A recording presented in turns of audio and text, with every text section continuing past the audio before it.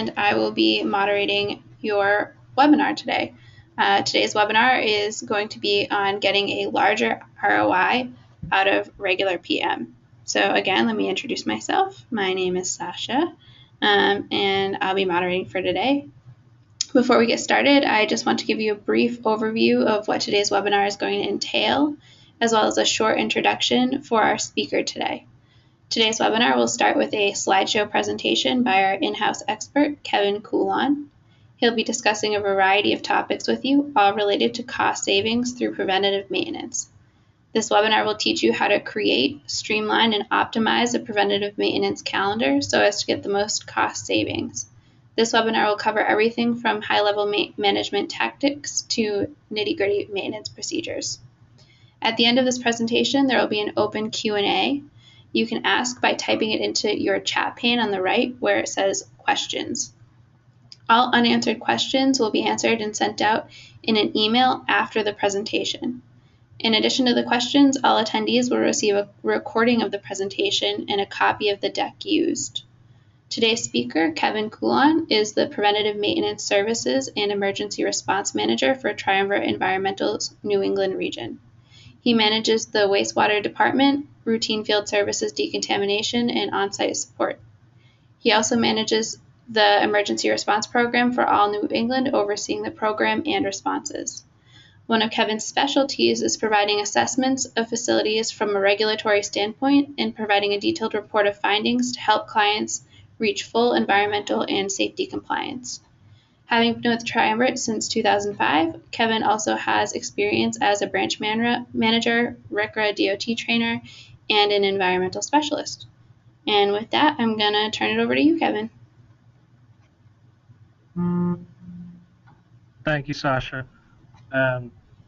As Sasha said, I've been with Triumvirate for the past 9 years, and over the last year and a half, we've been providing a facility care service. And just to give people a little background on what facility care is, the facility care program within Triumvirate is an interactive assessment of facilities to help identify areas needing an environmental PM. This would be interactive as we walk through the facility, and it's a question and answer to find out what actual PM program you have and where you could enhance on your preventative maintenance. During the walkthrough, we'd also assess the risk of an environmental emergency and provide tips on preventing emergencies from case studies we've done at other facilities or what's worked for other clients that we've seen. And we also try to help incorporate necessary PMs into your facility's daily routine. So if there's something that we do identify, we try to help so you can cover it on your end. And then what we also do is provide a write-up of observations with recommendations and also give links to the regulations for each observation that's made. We also do identify observations that could be a best management practice and identify the preventative maintenance that you currently have that's meeting the regulations. So our key message today is to help identify areas of maintaining a preventative maintenance program to enhance regulatory compliance. And who's responsible for environmental PMs? Facility managers are a big player in environmental PMs. Most facility managers often oversee oil water separators and catch basins and grease traps and do a lot of work with confined space. And then there's EHS managers, which are constantly updating safety programs, reviewing safety equipment. They're also inspecting main accumulation areas and satellite accumulation areas and everything to do with waste at a facility. And then the third type of manager is a property manager, where you're overseeing a large number of properties, and you could be conducting PMs on extinguishers, you could be stormwater pollution prevention, plan inspections, SPCC inspections, dealing with elevators and elevator hydraulic wells. And then in some cases, you could be one person that's covering both facilities, EHS, and property managers.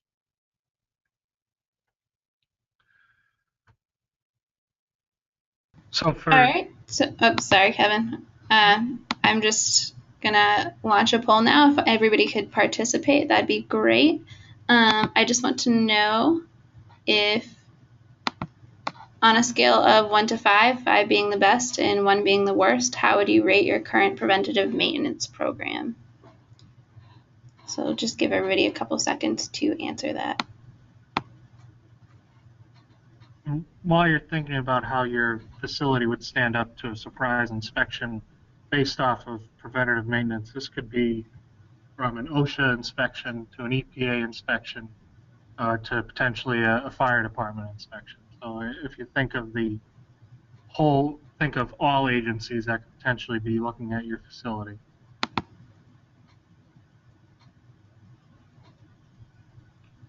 All right, great. Thank you guys. And we'll give you back to Kevin now.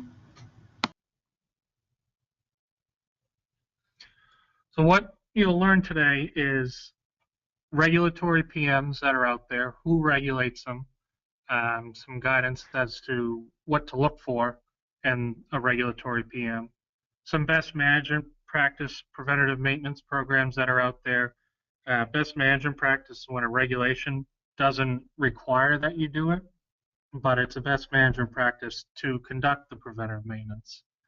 Also, some new trends that are out there from other agencies, some new players, as we think of OSHA, EPA, and DOT, and NFPA, there are some other agencies that are starting to look at preventative maintenance programs. And then also how to be prepared. What happens if you have an emergency, and how can you prevent that, and how can you be fully prepared in the event an emergency does happen.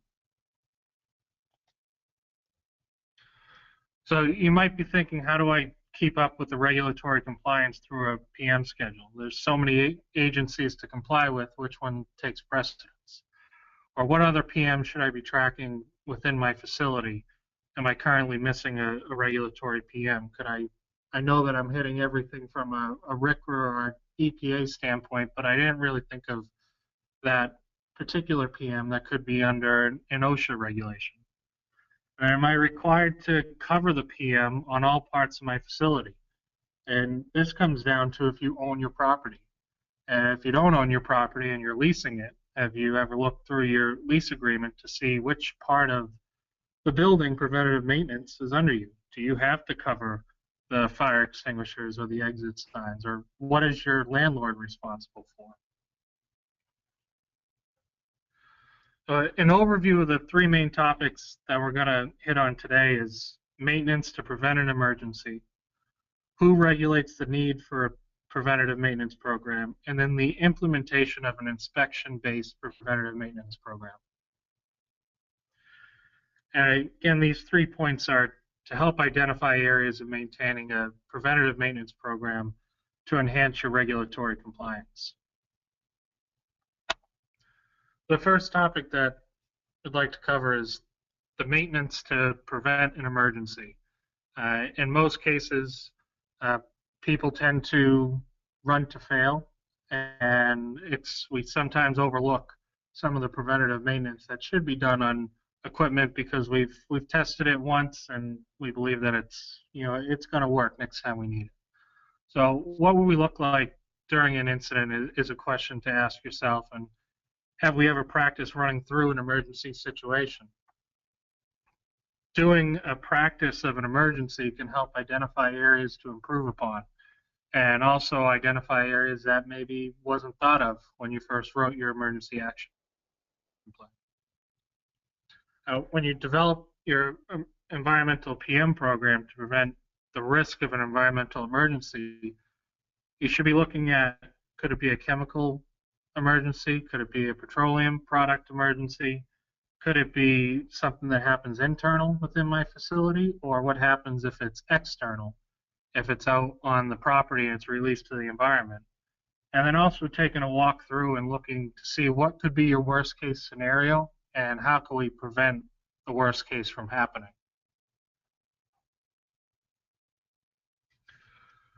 For the environmental PMs, we did identify a few of them with oil water separators and catch basins and grease traps, to name a few of them. The oil water separators, they're made to separate out the oil, and going through and inspecting the actual unit and knowing what the manufacturer's specifications are talking about for when it should be cleaned will really help with maintaining the oil water separator. Recently, we've actually had to respond to a facility whose oil water separator failed, which resulted in a large cleanup. And providing a PM program could have prevented an emergency. And then with catch basins, to prevent an environmental emergency, if you have a catch basin at a loading dock, if you ever look through what happens if the hydraulic line on a truck goes, or if a bottle breaks when it's being delivered, how are you going to protect the catch basin from a chemical release or an oil release to that actual piece of equipment? And then also, what level should the catch basins be pumped at? Are you regulated under a stormwater pollution plan that requires that you clean them out, or are you going to do a best management practice? And then there's also the manufacturer's specifications that could let you know when you should be cleaning them out. And then the other one that's listed is grease traps. Grease traps are starting to become uh, a big target with some agencies that are out there and looking at, are they actually being cleaned and are they being inspected? And grease traps can be a little bit tougher because you can have your state regulations, and then a lot of towns are starting to require the environmental PM. And to do the preventative maintenance on it, you want to prevent the fats, oils, grease, and solids or fogs from releasing out of the grease trap, and they can get caught up in the lines, and they can also cause a backup that could come back into your facility. And also looking at response equipment for fire extinguishers and eye wash and safety showers. And in most cases, a fire extinguisher, you need to be trained to use it, but you also have to conduct the monthly preventative maintenance and the annual recharge of each fire extinguisher. You want to make sure that they are up to code, so if somebody did have to take it down, it'd be usable. And the eye wash and safety showers, to make sure that you're flushing them and that they're clear and readily usable if somebody needed an emergency. And spill kits are big for response equipment. A good PM procedure with a spill kit is to take a list of everything that's in each individual spill kit, type it out on a piece of paper, you laminate it and put it on the back side of the lid. So when you go to do an inspection, you know right away what should be in there. And what some other people are doing is actually putting tamper tape on the outside of the spill kits. Also going through with people and letting them know what the spill kits are for. We've walked through a couple of facilities where people go to the spill kits and grab spill pads to clean up spilled water, which becomes an expensive paper towel at that point. And then other equipment that's out there are limestone chip tanks. In some cases, people let those go until you start to smell an odor and they're no longer being used, or the gasket at the top is broken and you now have water coming out. And wastewater tanks, when there's a buildup of an algae or there's residue on the outside of the tanks, to go through and clean those to make sure that they're working properly. The main accumulation areas, secondary containments, these would be your main accumulation areas that have the graded floors. And if you look through and you see waste at the bottom, you want to make sure that it's clean so you can do the inspection. And if you did have something spill, it wouldn't react with what's in the secondary containment at that present time. And one other area are air handlers on your roofs to make sure that you are doing the preventative maintenance, especially up here in the New England region when winter's coming and the air handler goes and then you have no warm air pushing through. We've actually done a large ER for a facility that the air handler went and the water lines broke, and it created a large amount of downtime. And in those cases, you lose the money on the cleanup, and then you're also losing money by not producing anything. Now, these are just a few photos of some examples that I just talked about, with the one on the left being a secondary containment, where you can't see the floor and you wouldn't be able to do a proper inspection. So doing a preventative maintenance program for this area, maybe lifting the grates once or twice a year after a shipment, cleaning it out and collecting the material and make sure it's clean. And then the one on the right is a picture of grease lines. If you don't do the the preventative maintenance on the grease trap, you can have grease solidify in the pipes, and then you can get sagging in the pipes, and it can back up and cause a sewer backup in your facility. And the next three is the one on the left is a limestone chip tank that is actually, this particular one, they collect samples from right after it, and you can tell the color of it. This one actually hadn't been cleaned when we had gotten there in 6 years. Now it's clear and you can see through it. And then the middle one is the eye wash and safety shower. If someone was to use that in the event of an emergency, they'd have to move the plant.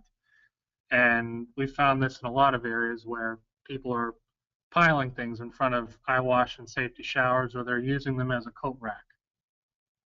And your last one on the right is from an SPCC plan, and that's an oil well, an oil reservoir that had let go, and there was no berm to stop the oil from releasing to the environment. And this particular one, it released right outside and into a parking garage.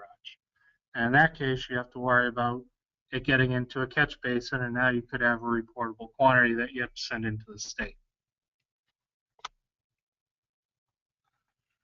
So our next topic is, of all these preventative maintenance we just talked about, who regulates the need for a preventative maintenance program?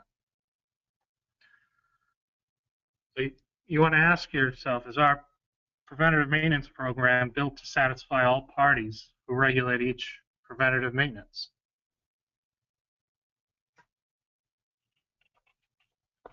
And when you look out there, there are multiple agencies that are regulating. There's federal, there's state, and then there's local towns where you could have the EPA, you could have OSHA, you could have your DEP, the Regional Water Authority. For up here in Massachusetts, it's the MWRA.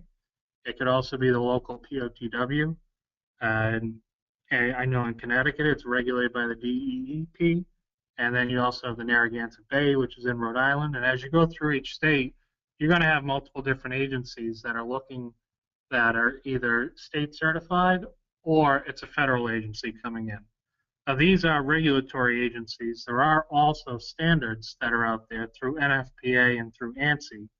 And when you look at NFPA and ANSI, as RCRA or a DEP or an OSHA auditor may come through, they're going to reference NFPA or ANSI standards. So under the environmental agencies and what they cover, the EPA or your state RCRA would cover your oil water separators. In some cases, they are covering your catch basins. They're covering the secondary containments and your full main accumulation areas. They're also covering your grease traps. They're covering the SPCC plants. And they're also covering your satellite accumulation areas. And everybody knows to check a satellite accumulation area, but you also looking to see if you have secondary containment and you have incompatibles separated. When you look at OSHA, OSHA is going to be looking at your safety programs. Have they been updated? Do they have all the new regulations? And are you complying with everything that OSHA has put out there? We've all went through within the last year the global harmonization and having to train everybody prior to December 1st of last year. They're also going to be looking at your safety equipment. They can be looking at confined space, and are your people trained, and how are you doing confined space entry to maybe fix a pump. And also they're going to be looking at your chemical storage. When we look at chemicals and emergencies, we think of waste, and that's EPA and RCRA, but what about the stock chemicals? And how do we prevent an emergency from happening with the stock chemical that's just in storage? And also looking at your water authority, who's going to be covering your sampling if you're required to do sampling.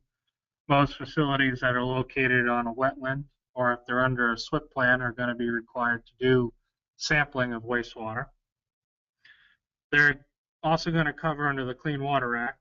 They're going to monitor your discharge limits, and then also the grease traps are covered under Water Authority. Up here in Mass, they're covered by MWRA, and they're also covered by the state. And then when you look at each individual state and town, some of the POTWs are covering the water authorities.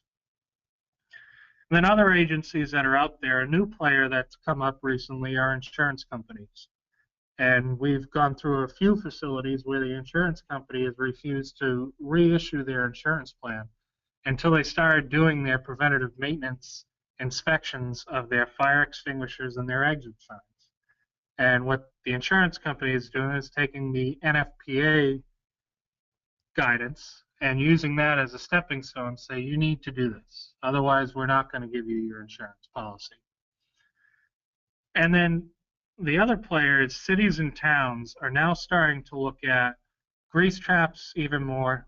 And in some towns, in 2 towns in particular that we've gone through, they've gone to the extreme of making each individual agency that had a grease trap install a meter that will let them know when the grease trap is at 25% full. And once it reaches 25% full, it actually notifies the fire department within that town, and they know that you need to pump out the tank. We've also seen that cities and towns are now looking at oil water separators and catch basins. And they're not necessarily going out and they're sticking each catch basin and each oil water separator.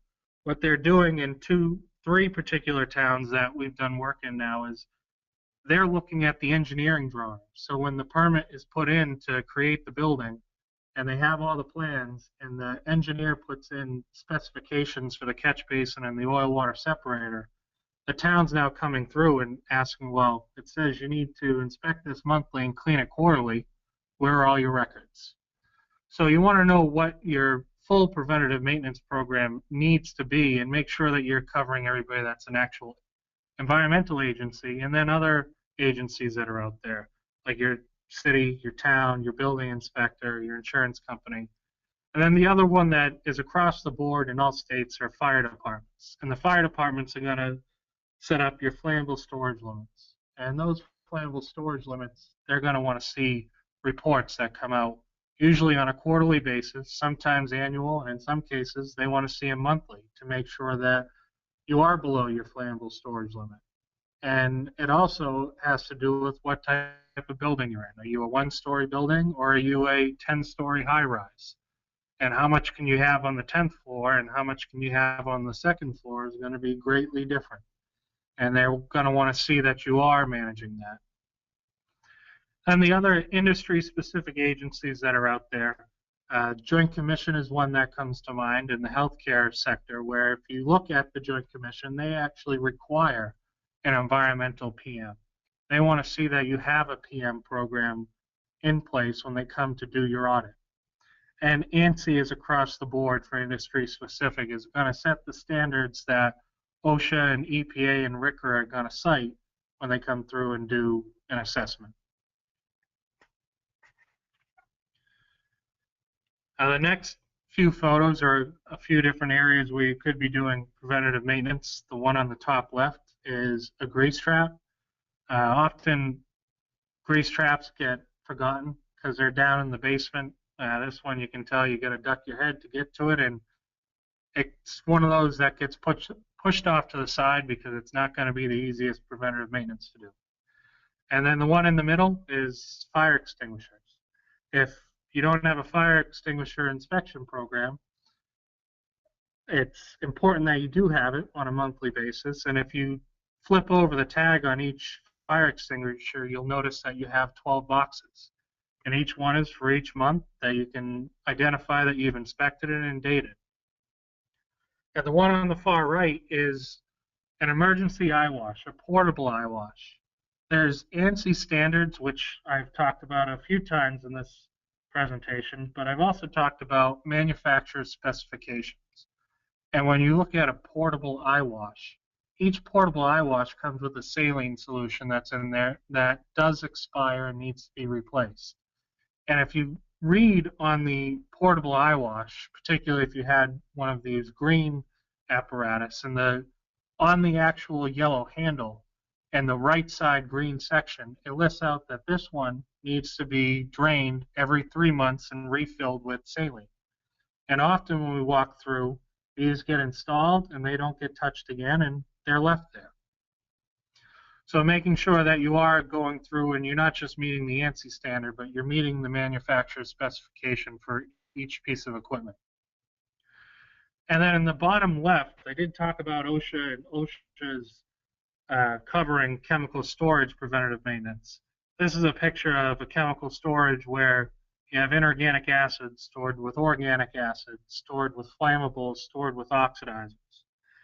And incompatibles, as with hazardous waste, need to be separated, but incompatibles that are storage chemicals should also be separated.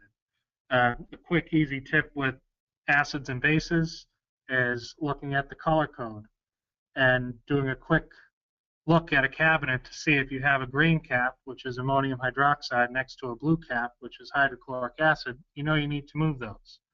Or if you had it next to yellow, which is sulfuric acid, or red, which is nitric, and brown, which is acetic. Making sure that these are separated so you don't have a chemical reaction.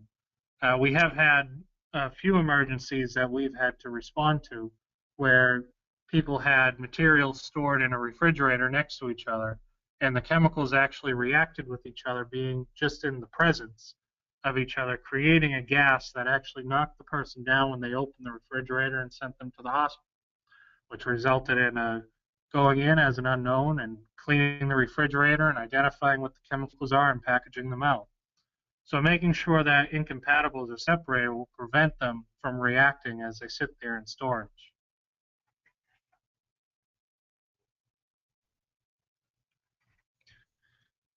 And then the last topic that we're going to be talking about today is the implementation of inspection-based preventative maintenance.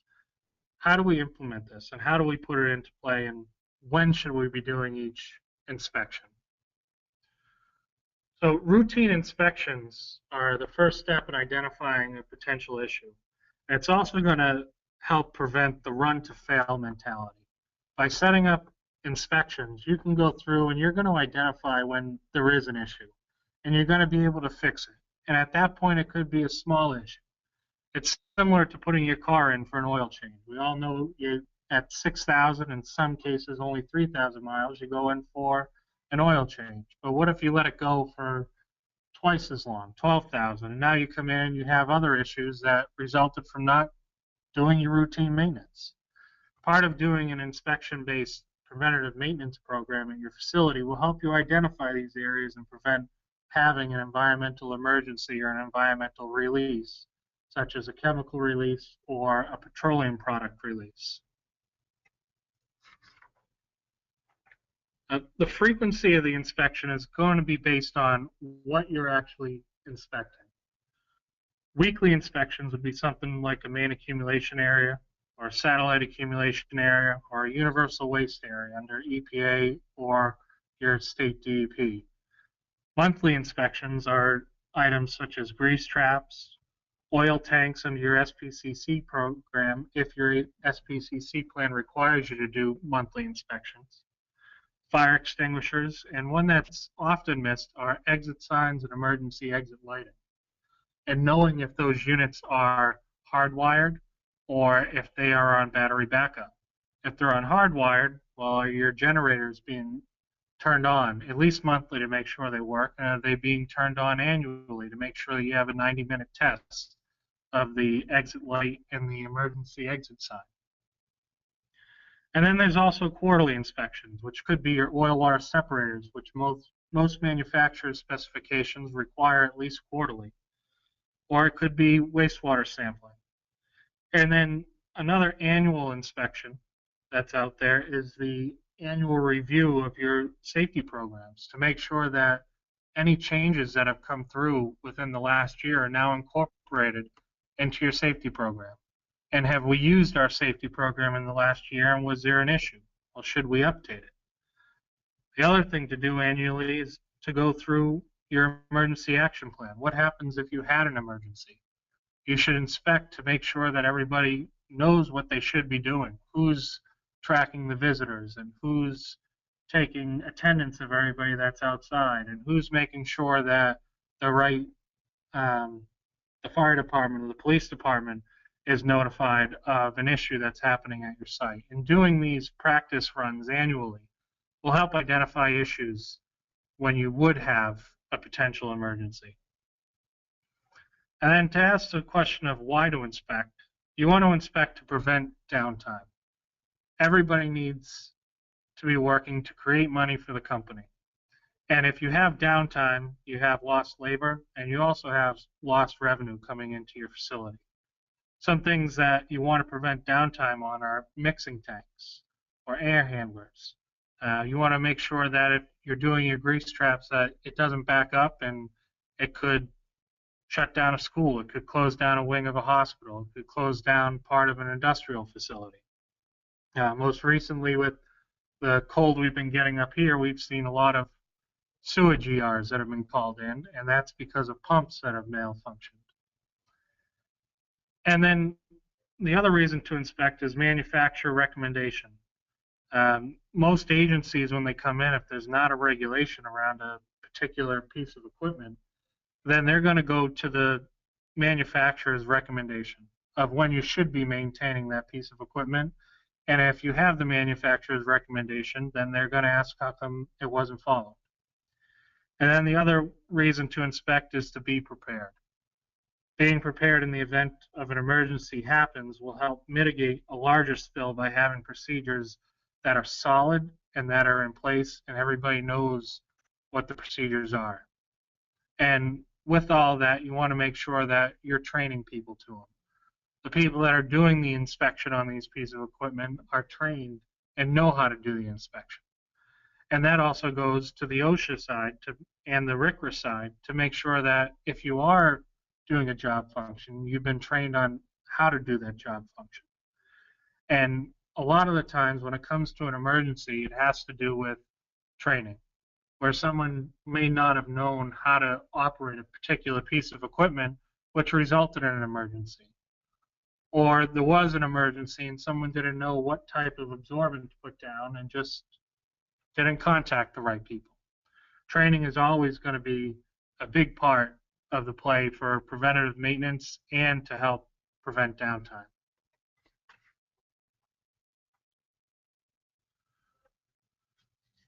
So in summary of the three main topics, the maintenance to prevent an emergency, preventative maintenance is a huge front step to preventing an environmental emergency. Preventing an environmental emergency results in not having to submit a spill response report to the state.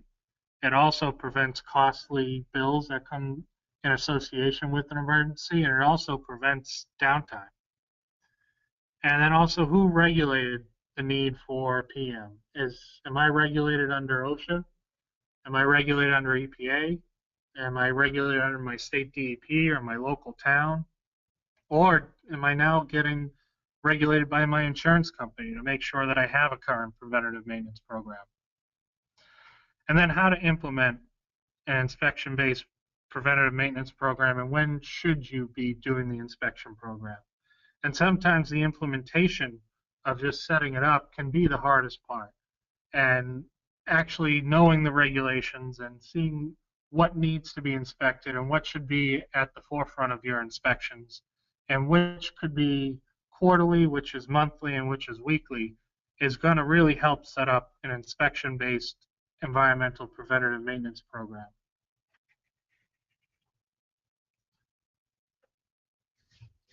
And our key message today, again, was to help identify areas of maintaining a preventative maintenance program to enhance regulatory compliance within your facility.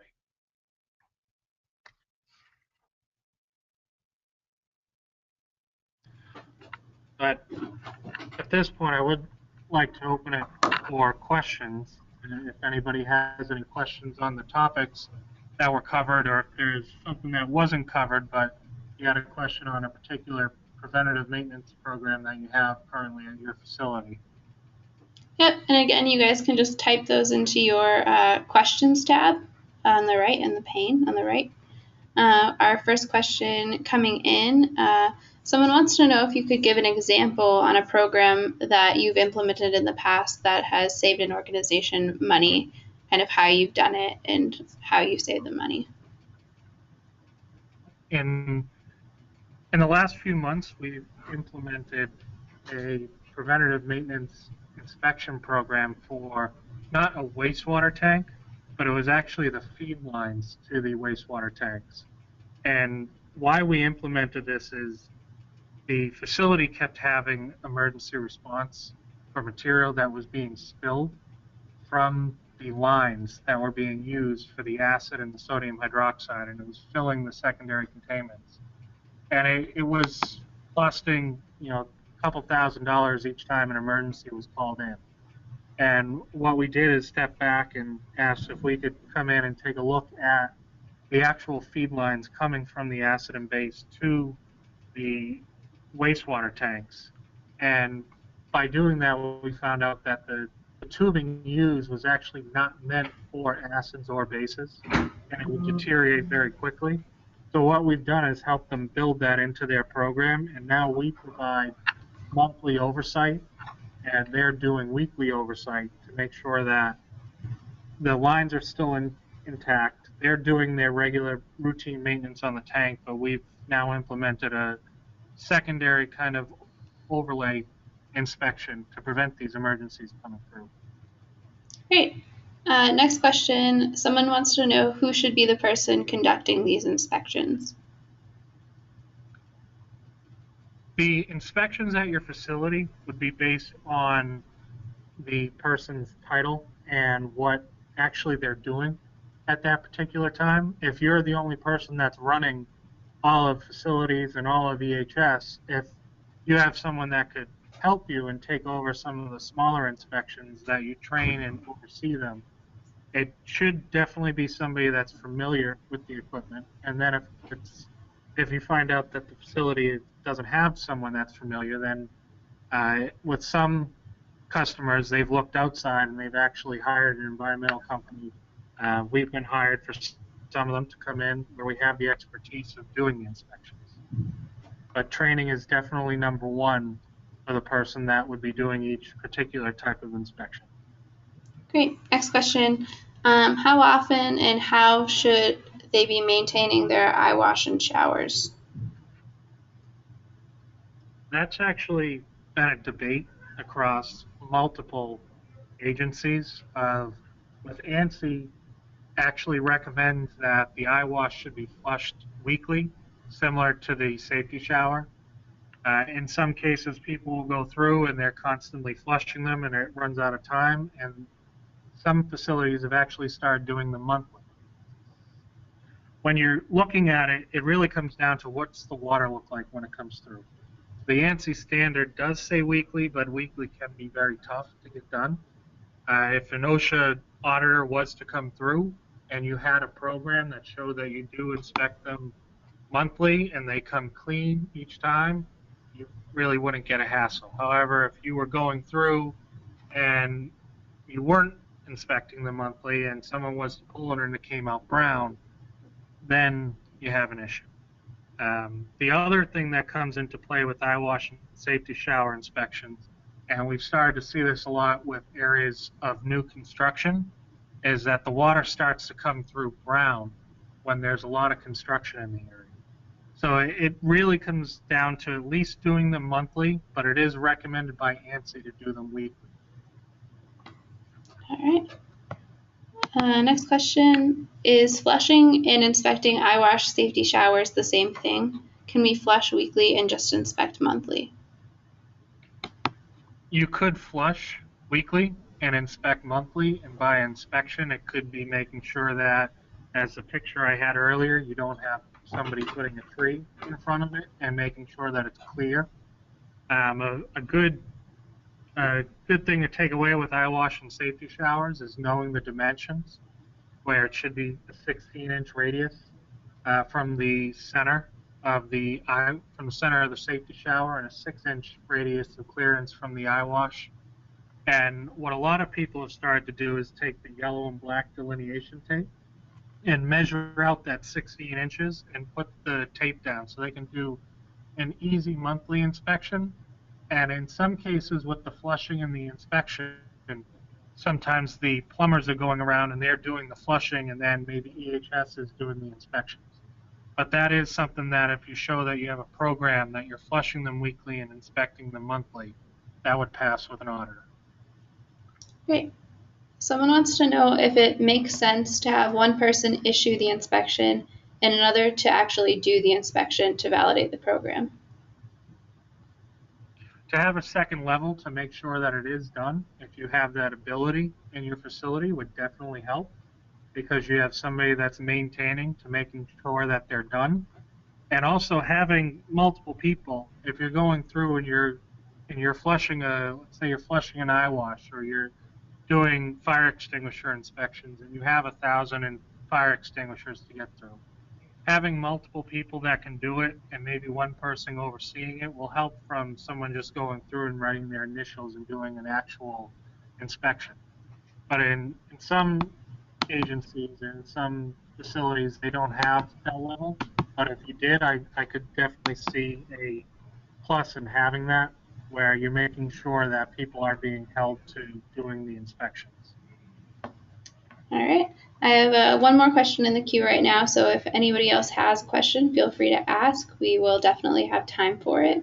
If we don't have time for it, we'll answer it via email after the webinar, so feel free to ask. Next question. How do I convince management to buy into this inspection-based preventative maintenance program?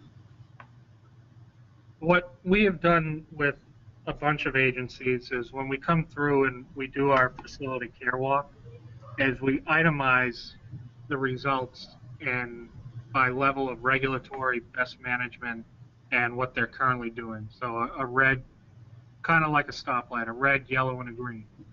And the red is regulatory. And part of taking away from the regulatory is knowing what the potential fines are if you're not doing it, and also knowing what the potential cost is of what happens if I had a release and it got to the environment, and why these preventative maintenance should be in place.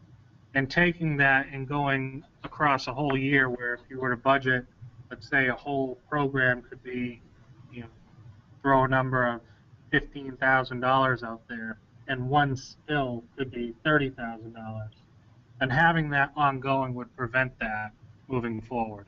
And just what we found success for a lot of the clients that we've done this walkthrough, where they can either incorporate it into their own program and get the budget, or they've reached externally to get help with their preventative maintenance program, is taking the regulations and showing the issues and providing the feedback on what would happen if an auditor came in, or what is our potential risk if we don't do this. And when you start to put the dollar signs next to it, most management looks at it as the fine isn't worth, or the fine is way too much and we should start doing this. It's worth doing the inspections. All right, I think that's it for questions. So I think we're going to wrap up the webinar now. So after the webinar, everybody will be receiving an email. The email will include a copy of the presentation along with a recording. So I had a few questions about that. You guys will get a copy of the presentation. The email will also have a link to a survey asking you to rate this webinar. If you could fill that out, that would be very helpful to our team so we can improve future webinars. You can find future webinars at www.triumvirate.com/training/events. So as we schedule those out, if you guys want to check back there, you can attend our future webinars. Stay tuned for an educational guide and other preventative maintenance materials later this week. We'll also be sending out a gift to all attendees to help you get started with your own preventative maintenance programs. Thanks again for attending. We hope to see you next time. Bye.